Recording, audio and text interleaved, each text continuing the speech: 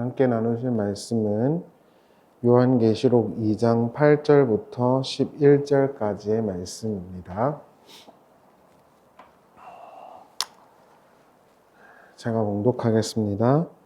서머나 교회의 사자에게 편지하라. 처음이며 마지막이요 죽었다가 살아나신 이가 이르시되 내가 내 환난과 궁핍을 알거니와 실상은 내가 부유한 자니라.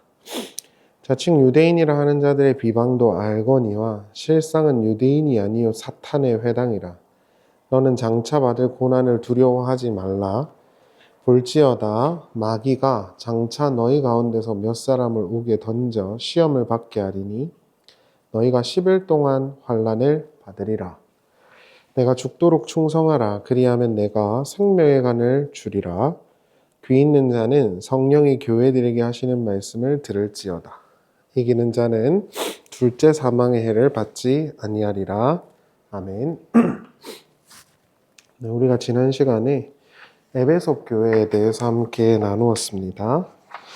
에베소 교회의 문제는 교리에 대한 확고한 기준과 실력은 좋았지만 교리를 전해야 한다라는 그 필요성과 당위성 그런 것들이 없었다라는 것이었죠.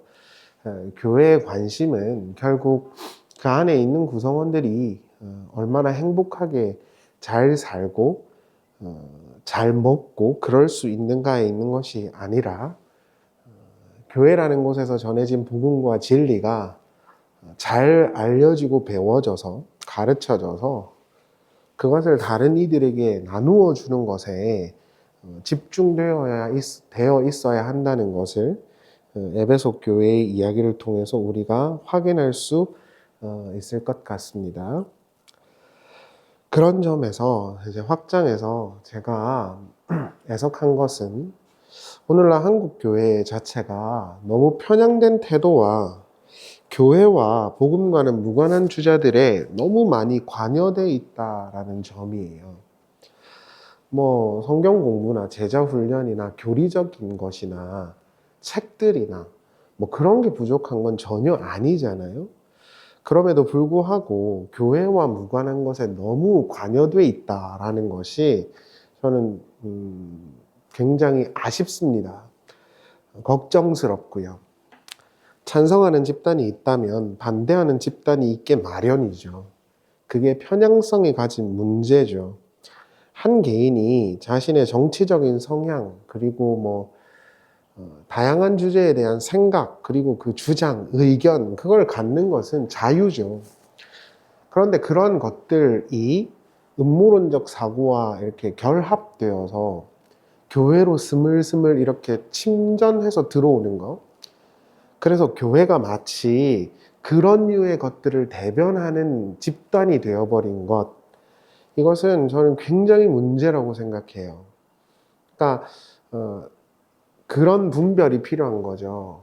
나는 내 개인적으로는 이런 토픽이나 이런 주제에 대해서 이렇게 생각해 라고 할 수 있죠. 누구나.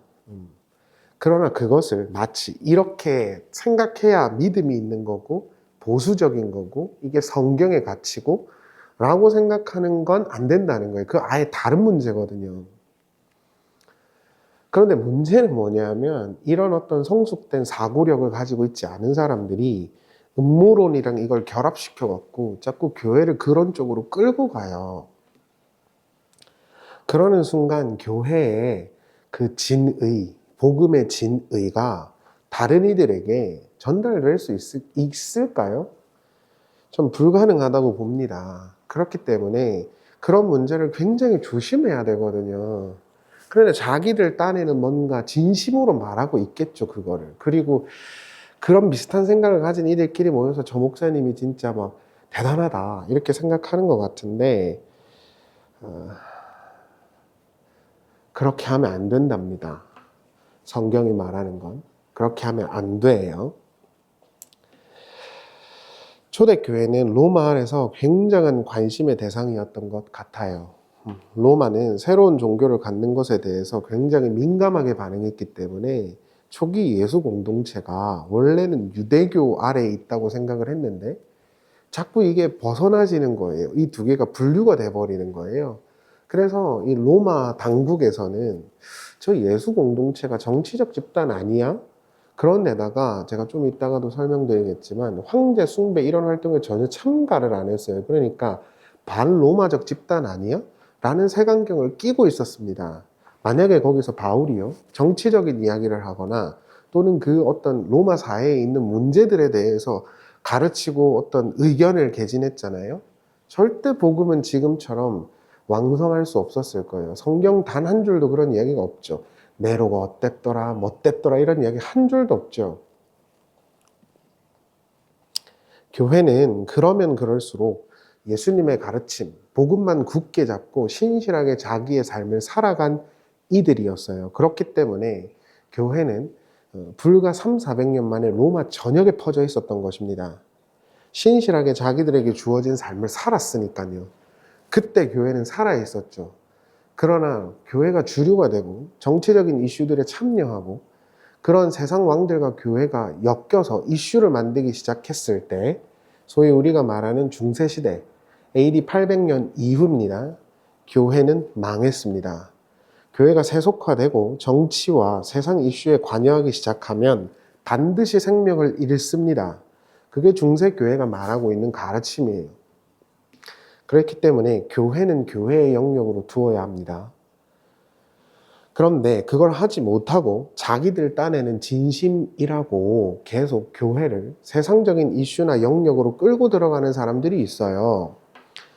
죄송합니다, 이런 표현을 써서. 그런 사람들은 반드시 주님의 이름으로 심판받을 것입니다. 주님의 몸된 교회를 세상의 창녀로 만들었기 때문이죠. 그러니까 조심하셔야 됩니다. 나의 정치적인 또는 나의 개인적인 어떤 이슈에 대한 태도는 있을 수 있어요. 그러나 그것을 스물스물 다른 사람들에게 교회라는 이름으로 침전하여 가르치시면 안 된다고요. 별개의 문제입니다. 오늘은 서머나 교회에 대해서 함께 나누어 보겠습니다. 서머나 지역은 여러분들이 아시다시피 지중해에 있는 항구 도시였어요. 그리고 폴리캅 목사님이 사역을 했던 곳으로 알려져 있죠. 아시다시피 폴리캅과 빌라델비아 교회 성도 11명이 160년경에 화형을 당한 것으로 알려져 있습니다. 그 유명한 폴리캅이 사역했던 곳이 아마도 서머나 교회였다고 인정하고 있는 분위기인 것 같아요. 그리고 폴리캅은 아시다시피 사도 요한의 제자로 알려져 있고요. 이 당시에 로마 시대를 하나의 사상으로 묶어주던 것이 황제 숭배예요. 황제 숭배는 로마 시민들을 하나로 묶어서 하나의 로마, 팍스 로마나를 유지할 수 있도록 해주는 장치였습니다. 단순히 정치적인 영역을 넘어 종교적인 영역으로 확장돼 있었어요. 그래서 로마는 이것에 참여하는 이들은 자신의 속국으로 인정을 해주고 혜택을 주었고, 이것을 참여하지 않는 이들에게는 엄청난 징벌을 내렸습니다. 그렇기 때문에 많은 도시들과 길드들과 집단들은 앞다투어 황제 숭배를 했습니다. 그런데 이런 혜택과 이런 엄청난 도움을 받을 수 있는 기회를 걷어차버린 집단이 예수 공동체였죠. 로마인들은 앞서도 설명드렸지만 종교를 허락하지 않았어요. 그런데 유대교인들은 아주 극렬하게 저항을 했거든요. 그래서 로마 황제가 분란을 일으키지 않기 위해서 어느 정도 유대교를 타협해서 허락해 줬습니다. 초기 예수 공동체는 유대교의 일부로 이해가 되었던 것 같아요. 그런데 세력이 커지고 점점 더 그 영향력이 커지면서 유대인들의 질투와 시기를 받게 됩니다. 그리고 유대인들이 로마 당국에 저들은 유대교가 아닌 신흥 종교 집단이라고 고발을 계속 했었습니다. 그러면서 로마 당국은 예수 공동체에 대한 관심이 생기기 시작합니다. 그런 과정 속에서 유대인들은 대부분 기독교인들을 고발했습니다. 그것이 분명하게 드러났던 지역이 서머나였던 것 같아요. 그래서 예수님께서 서머나 교회에게 이렇게 편지를 하신 거죠. 구절을 보실래요? 내가 내 환난과 궁핍을 알거니와 실상은 내가 부요한 자라. 자칭 유대인이라 하는 자들의 비방도 알거니와 실상은 유대인이 아니요 사탄의 회당이라. 여기서 보시면 바른 진리를 추구하는 기독교인들은 사탄의 회당의 공격 대상이 되었다라고 하시죠. 누가 봐도 유대인이라고 하고 자신은 하나님의 백성이라고 자처하는 이들이 하나님의 그 진리의 백성들을 박해하는 형국입니다. 그러니까 겉모양은 종교심으로 화려하고 대단하고 뭔가 그렇는데 진실하게 하나님을 쫓고 있는 자들을 그들이 박해했다라는 거예요. 이게 아이러니인 것입니다. 잘 생각해 보셔야 됩니다. 우리도 하나님의 그 말씀을 끊임없이 연구하고 끊임없이 공부하면서 더 배우려고 하는 태도가 없이 내가 믿고 있고 내가 가지고 있는 게 전부야라고 생각하고 확신의 영역으로 들어가 버리는 순간 새로운 하나님께 대한 이해와 신앙 고백을 가진 이들을 박해할 수도 있는 거예요. 그러니까 종교가 가진 무서움이 거기 있는 거예요. 그런 식으로 가버리면 마약스트가 되는 거예요. 요즘 애들 말로. 끊임없이 하나님의 말씀은 새롭게 우리에게 다가올 수 있다는 걸 이해하고 인정하고 배우려고 해야 되는데 그게 아니라 자기가 믿고 있는 것에 대한 지나친 확신, 그게 교만이거든요. 그걸 가지고 이거에 부합하지 않으면 다 이단이고 사입이고 다 나쁜 거고 다 헛소리고 이런 식으로 가버리면 나중에 예수님께서 니네가 자칭 유대인이라고 하는데 너네 그냥 사탄이야 이렇게 말할 수도 있다라는 거예요.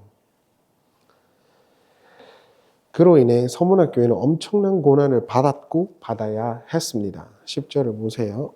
너는 장차 받을 고난을 두려워하지 말라. 볼지어다. 마귀가 장차 너희 가운데 몇 사람을 옥에 던져 시험을 받게 하리니 너희가 10일 동안 혼란을 받으리라.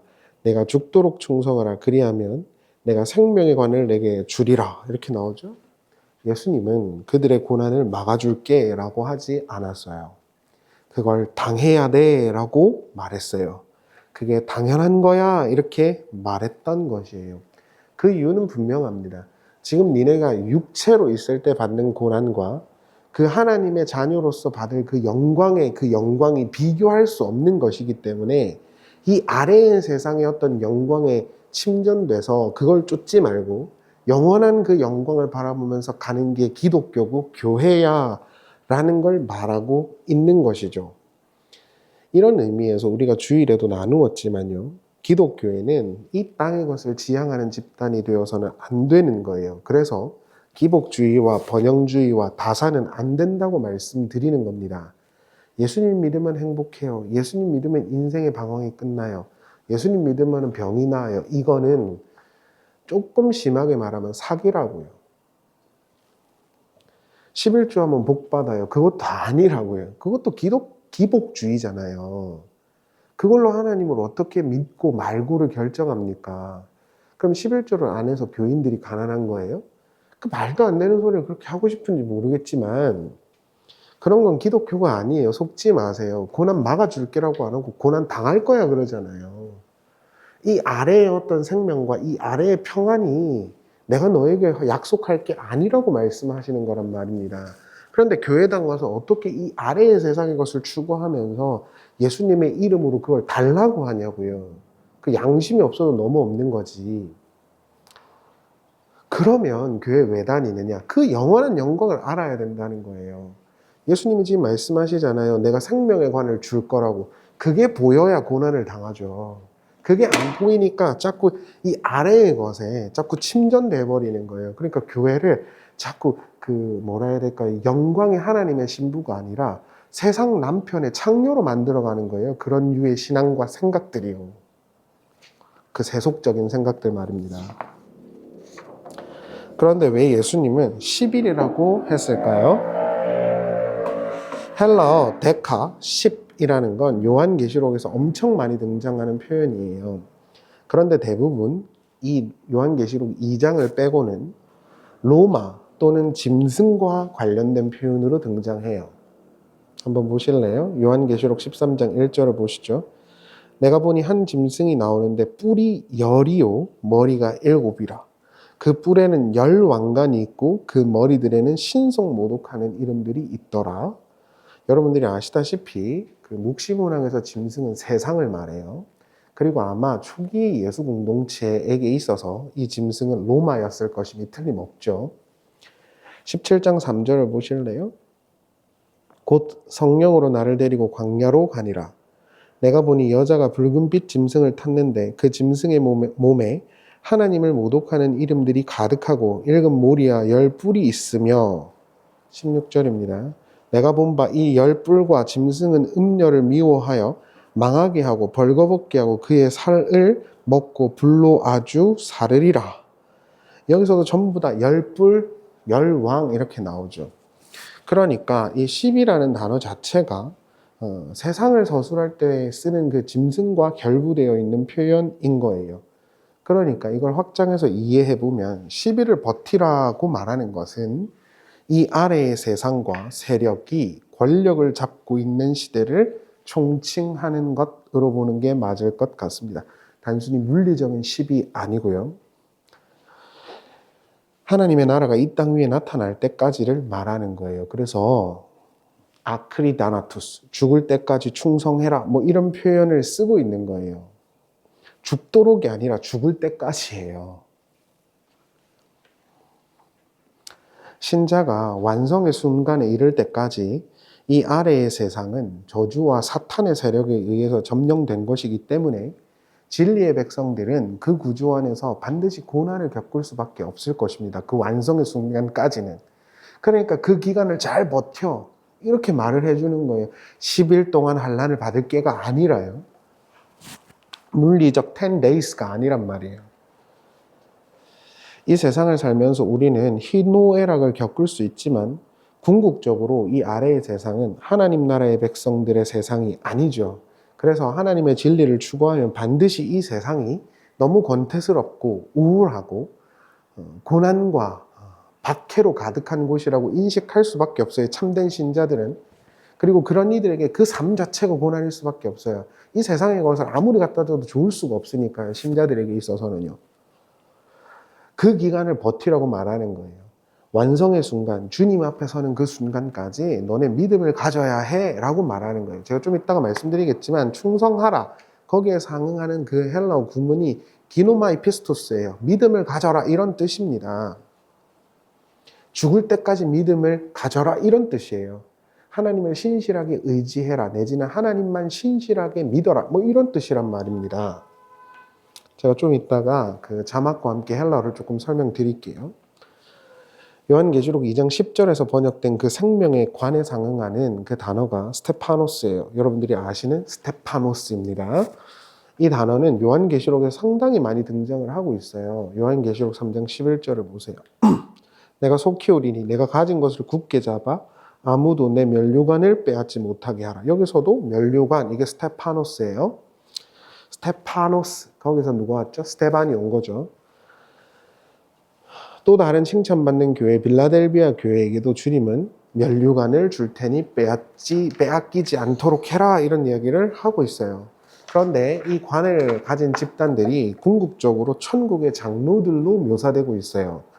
요한계시록 4장 4절을 보세요. 또 보좌에 둘려 24보좌들이 있고 그 보좌 위에 24장로들이 흰 옷을 입고 머리에 금관을 쓰고 앉았더라. 여기서 금관이 스테파노스예요. 10절 보실래요? 24장로들이 보좌에 앉으시니 앞에 엎드려 세세토록 살아계시는 이에게 경배하고 자기의 관을 보좌 앞에 드리며 이르되, 여기서도 스테파노스입니다. 심지어 예수님도 스테파노스를 쓰고 있어요. 요한계시록 14장 14절을 보겠습니다.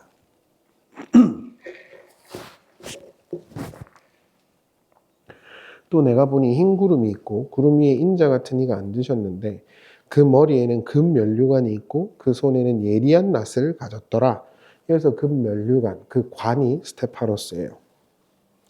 그러니까 내가 너에게 생명의 면류관을 줄 거다라고 그 말하신 것은 결국엔 이 아래의 세상은 하나님의 백성으로 훈련되고 연단되는 시간일 텐데 그걸 잘 버텨서 영원한 그 하나님 앞에서의 위로와 은총과 명예, 영광 그걸 얻으려고 해야 된다는 걸 서술하고 있는 거예요. 세상 사람들이 황제에게 숭배하고 거기서부터 나오는 혜택을 누릴 수는 있겠지만 그거에 관심 꺼라. 그것 때문에 힘들고 어려울 수는 있을 거다. 그렇지만 너네는 그런 아래의 세상의 혜택을 추구하는 집단은 아니잖아. 너네는 영원한 그 하나님의 자녀의 영광을 위하여 부르심을 입은 자들이잖아. 그러니까 그것만 보고 잘 따라가. 하나님을 믿는 자가 돼. 언제까지? 죽을 때까지. 아크리다나투스. 이 지점에서 서문안 교회에 예수께서 자신을 소개한 대목을 좀 봐야겠죠. 요한계시록 2장 8절을 보십시오. 서문안 교회의 사자에게 편지하라. 처음이요 마지막이요 죽었다가 살아나신 이가 이르시되. 왜 이런 표현을 썼겠습니까? 그들이 지금 죽을 것 같았기 때문에 그래요. 그러나 그들이 지금 당하고 있는 고난은 예수 그리스도의 고난과 같은 결의 것이고 진리와 하나님의 그 복음을 전하시는 길이었으니까 같은 결의 것이고, 예수가 죽은 자 가운데서 다시 살아나신 것처럼 너희들도 지금 고난을 당하고 있지만 반드시 살아날 거야 라고 약속하시기 위해서 이런 서술을 소개하고 있는 것이겠죠. 당연히. 실제로 예수님의 고난은 로마, 빌라도가 준 게 아니라 유대인들이 준 것이잖아요. 서머나 교회의 고난도 로마의 총독이 준 게 아니라 유대인들에 의한 것이었거든요. 똑같은 결이었단 말이죠. 여러분, 진짜 진리의 말씀을 추구하고 그 말씀의 바른 복음을 가지고 이 땅을 열심히 성실하게 살아가면 그런 사람들에게는 이 세상이 좋을 수가 없어요. 이 세상에 하나님이 없는데요. 어떻게 그게 좋겠어요. 그러면서 끊임없이 그 영원한 하나님의 도성을 바라보면서 가는 게 신자의 삶이잖아요. 그래서 이 아래에 마귀적 세상들이요, 지들끼리 치고받고 싸우고 죽이고 살리고 하는 거예요. 그거 보면서 거기에 영광이 없구나, 그걸 깨닫고 영원한 그 샬롬을 찾아서 떠난 이들이 교회 집단이거든요. 그걸 잘하고 있었기 때문에 서문학 교회에게 예수님께서 칭찬하신 거예요. 꾸지람이 없으시잖아요.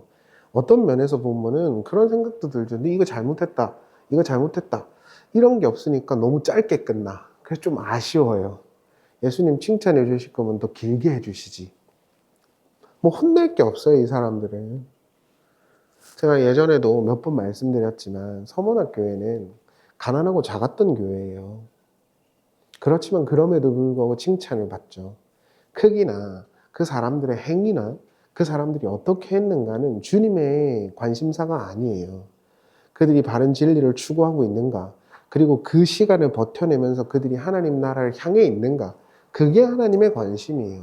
아래의 세상은 다 사라질 거니까요. 말씀을 마무리하면서 한 번역만 수정을 좀 해야 될 것 같아요. 요한계시록 2장 10절입니다. 제가 자막으로 띄워드릴 테니까 한번 잘 따라와 보세요. 그 메덴, 푸베오가 두렵다예요. 메덴은 no longer예요. 더 이상 두려워하지 말아라, 뭐 이런 뜻이에요. 멜로 파스코는 고난이거든요. 그래서 고난 당할 것에 대해서. 호라오, 바라. 발로가 던지다예요. 디아블로스, 마귀죠. 히메이스, 에이스, 필라케. 그러니까 이거를 좀 합치면, 보라, 마귀가 너희 중에서 몇을 옥에 던질 것이라. 필라케, 옥이에요. 히나, 뭐뭐 하기 위해서라는 목적절이에요. 페이라조는 들어보셨나요? 고난을 당하다죠. 카이 에코 딜립시스 헤메라. 에코는 가지다. 딜립시스는 바울이 많이 쓰는 고난 공경을 말해요. 헤메라는 날이죠. 데카 10일이에요. 그래서 헤메라 데카 이러면 10일입니다. 고난의 10일을 가질 것이고 고난받게 하기 위해서 던질 거야, 이런 뜻이에요.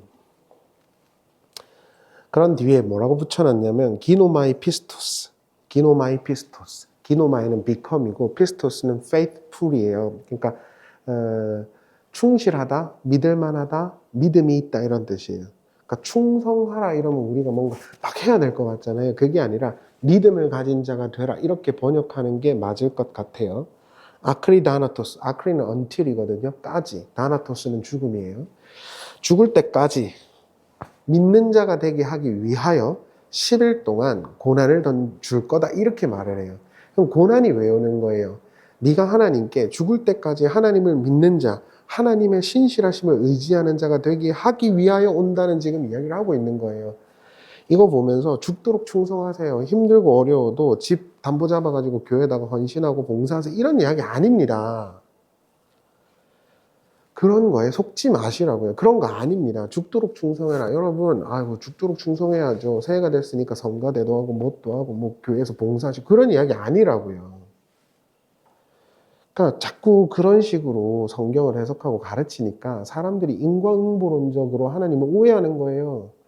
복음을 위해서 죽음도 각오해라. 그래가지고 막 사람들 때려 패고 부시고 그러는 거 아닙니까? 그런 거 아니라고요. 원문을 보면 고난을 당할 거야 라는 그 대목의 뒷절에 보면 희나절이 와 있어요. 그 목적절이거든요. 그러니까 정확하게 말하면은 너가 정말 죽을 때까지 하나님을 신실하게 의지하는 자가 되기 위하여 고난이 10일 동안 올 거야 라고 번역하는 게 적합하죠. 따라서 죽도록 충성하라 그 구문은요, 믿는 자가 되어라, 하나님을 끝까지 의지하는 자가 되어라 라고 번역하는 게 맞아요. 충성하는 에 상응하는 그 헬라 단어가 앞서도 설명드렸지만 피스토스예요. 믿을만하다 이런 뜻이에요. 제가 아주 좋아하는 헬라어 그 문장 중에 하나가 호테우스 에스톤 피스토스예요. 하나님은 믿을만하시다. 피스토스 그 단어예요. 하나님께 믿을만한 사람이 되라는 뜻도 있을 수 있지만 하나님을 신실하게 의지하는 자가 기노마이, become, 되라 이런 이야기.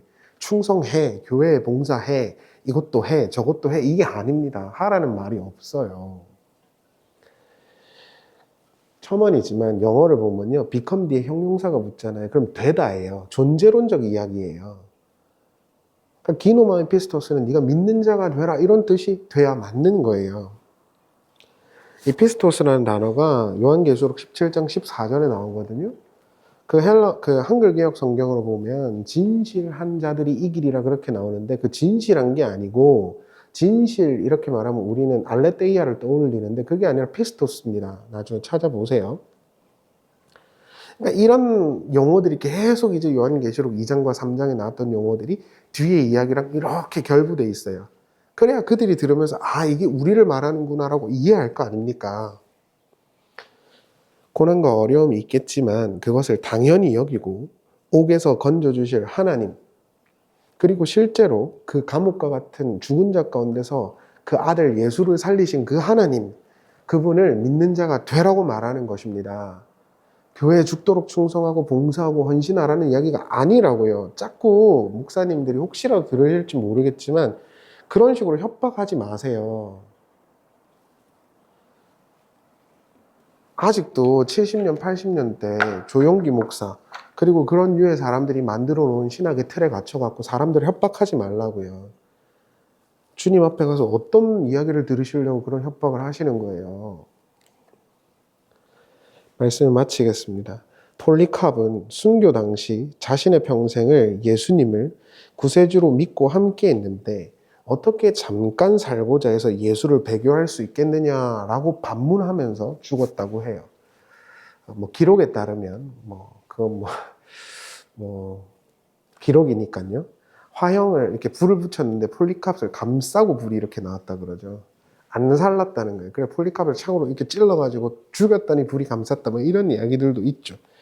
물론 이게 천주교회는요, 약간 이제 사제들을 뻥튀기해서 높이는 그런 경향이 강해요. 왜냐하면 교황을 높여야 되니까.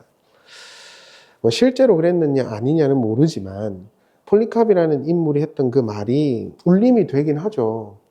자신 평생 예수님을 믿고 예수님과 함께 했는데 내가 어떻게 잠깐 살고자 예수님을 배교할 수 있겠냐 라고 말했다는 그게 울림이 안 되면 이상한 거죠.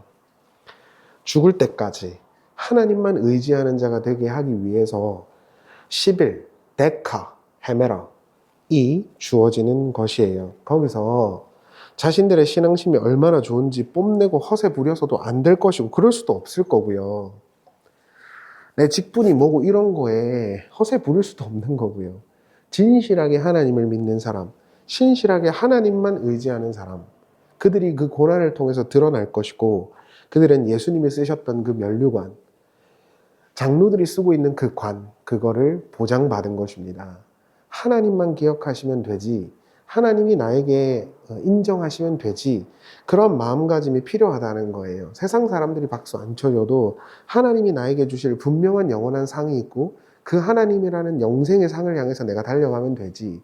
사도 바울이 데살로니가 전서에 보면 자기 아들 디모데에게 그렇게 말하죠. 나를 위하여 예비하신 관이 있다고. 그 관도 스테파노스예요. 말씀을 마치겠습니다. 기복주의와 번영주의에 매몰된 신학과 신앙, 그리고 설교의 타락은 이런 서문화 교회의 가르침을 잘 생각해보고 회개해야 하는 대상이 된 것입니다. 여러분, 죽은 자 가운데서 예수를 다시 살리신 이를 우리가 믿고 있습니다. 그리고 거기서 다시 사신 이를 우리가 믿고 있습니다. 죽음을 피하고 고난을 피하기 위해서 예수를 믿는 것이 아니라 그것마저도 극복해 하시고 이기게 하시고 영생의 자리로 이끌어 가실 분들을 우리가 믿고 있다는 이야기입니다. 그렇다면 우리의 지향점은 무엇이어야 하겠습니까? 폴리카과 11명의 빌라델비아 교회 성도들이 신실하게 하나님을 믿고 죽은 자 가운데서 예수를 살리신 이를 의지하여 목숨을 소중하게 여기지 않았습니다. 그리고 그들은 영원한 별이 됐죠. 하나님에 의해서. 우리가 지향해야 되는 바는 어디일까요? 서문학교회가 정말 영광스러운 이름이고 대단한 이름인 이유는 거기 있는 것입니다. 하나님이 그들을 그렇게 훈련시키시고 그들에게 믿음을 주시고 그 진리에 대한 믿음과 소망을 가지고 그들이 이 땅을 살아갔다는 것. 그 당시에 누가 서문학교회를 칭찬했겠습니까?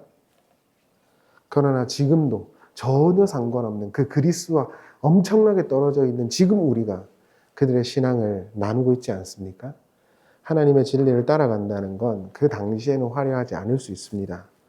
그러나 영원한 하나님의 진리의 말씀을 전하시는 분이 하나님이시기 때문에 그러한 우리의 삶의 모습들을 통해서 하나님은 끝없이 진리를 전하시고 선포하실 것입니다.